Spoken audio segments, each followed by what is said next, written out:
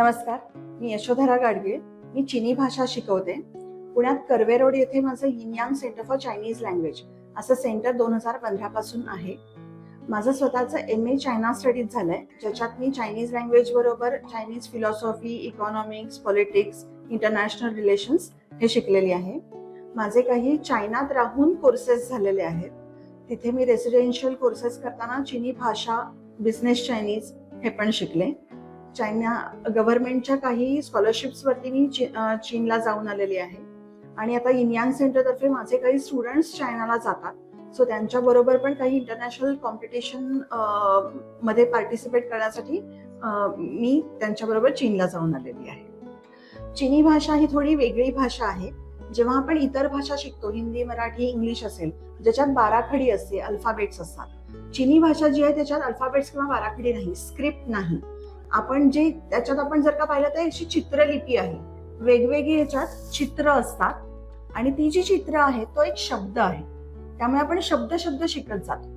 याच्यात वेगळेपण असं आहे की शब्द जे आहेत त्यांचा उच्चार ह्या त्या चित्रात कुठेच नसतो, त्याची हिंट आपल्याला तिथे नाही मिळत. त्यामुळे आपल्याला दोन गोष्टी सायमल्टेनियसली शिकायला लागतात. एक म्हणजे ते चित्र किंवा ते शब्द कसा काढायचा आणि त्याचा उच्चार कसा असेल. सो चिनी भाषेत एक असं वेगळेपण आहे की जे उच्चार आहेत ते खूप लिमिटेड आहेत. अख्खी चिनी भाषा ही 404 उच्चारांमध्येच बसवलेली आहे. त्यामुळे एकदा ते तुम्हाला उच्चारता आले की भाषा बोलणं खूप सोपं जातं.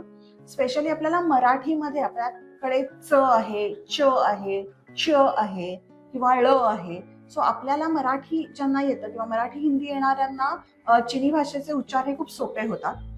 चिनी भाषेत अजून एक वेगळेपण असं आहे की ही ना टोनल भाषा आहे. तर टोनल म्हणजे काय, आपण पण मराठीत पीच व्हेरिएशन करत असतो. म्हणजे साधं एक आपण हो हो हो शब्द आहे होच, पण आपण तो वेगवेगळ्या पीच मध्ये म्हणतो, वेगवेगळ्या आवाजाचा चढ उतार करतो. त्याच्यातनं आपण काय की आपण इमोशन्स, एक्सप्रेशन डिलिव्हर करतो. चिनी भाषेत काय होतं की हे असे जी पीच व्हेरिएशन केलं की त्याचा अर्थ बदलतो. म्हणजे काय तर माझा आवाज खालीवर झालाय, बरोबर, तर त्याचा उच्चार घोडा. आणि मी एकाच टोन मध्ये जेव्हा म्हणते मा, त्याचा उच्चार आई. सो उच्चार बदलले की अर्थ पूर्णपणे बदलतात. सो हे वेगळे पण आहे. पण मी जसं म्हटलं तसं की आपण पण बोलताना खूप हे वेगवेगळे टोन्स वापरत असतो. त्यामुळे हे अवघड जात नाही. आपल्याला इमिटेशन स्किल्स असली की जसं ऐकू येतं तसं मी कॉपी करते किंवा तसं लक्षात ठेवते, असं असेल तर आपल्याला चिनी भाषा ही खूप पटकन शिकणं पॉसिबल आहे. वेगवेगळ्या भाषा आपण पूर्वीपासून शिकत आलेलो आहोत. आपले पूर्वज पण शिकत होते, कारण कुठल्याही इतर देशांच्या माणसाशी जेव्हा तुमचा संबंध येणार असतो, सो तेव्हा त्याच्याशी संवाद साधणं, याच्यासाठी आपल्याला ती भाषा शिकणं गरजेचं असतं. जसं आपण इंग्रज आपल्याकडे राज्य करत होते म्हणून इंग्लिश शिकलो, आणि आता हिंदी, मराठी, इंग्लिश या आपल्याला साधारण आपण शाळेपासूनच या तिन्ही भाषा शिकतो. त्यामुळे कुठल्याही देशाशी, त्या व्यक्तींची काही तुमचा कामानिमित्त संबंध येणार असेल तर तेव्हा दुभाषांची गरज खूप असते. पूर्वीपासून आता पुण्यासारख्या शहरात जर्मन, फ्रेंच हे खूप पूर्वीपासून शिकलं जात आहे. पण काही लँग्वेजेस मध्ये आता सॅच्युरेशन झालंय की तिथे खूप शिकवणारे आहेत. त्यामुळे करिअरच्या संधी थोड्या कमी झालेल्या आहेत. पण आता नवीन काही भाषा, कोरियन असेल, चायनीज असेल, स्पॅनिश असेल, सो ह्यांच्याकडे ह्या शिकण्याचा ओढा आता मुलांमध्ये वाढतोय आणि त्याच्यात करिअर अपॉर्च्युनिटीज पण आहेत. जसं आता मी म्हटलं तसं की कोरियन भाषा असेल की म्हणजे बऱ्याचदा असं होतं की त्या देशातली लोक जी असतात ती इंग्लिश बोलू शकत नाही.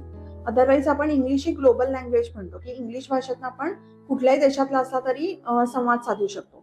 पण काही देश असे आहेत की जे रिजिड आहेत, त्यांच्यात तिथे इंग्लिश ही तेवढी त्या प्रमाणात वापरली जात नाही. जसं जपान असेल, चीन असेल, कोरिया असेल, स्पेन असेल किंवा इटली असेल. सो तिथे म्हणजे त्यांचीच प्रादेशिक भाषा किंवा देशाची भाषा ही जास्त वापरली जाते. त्यामुळे अशा ठिकाणी जर का तुम्हाला ती भाषा येते, इंग्रजी येते, हिंदी येते, असं जर का असेल तर तुम्ही त्या भाषा शिकून तुम्हाला निश्चित तुम्ही दुभाषा म्हणून किंवा त्या भाषेच्या क्षेत्रात तुम्ही काम करू शकता. सो हे या चिनी भाषेचं सगळं स्वरूप होतं.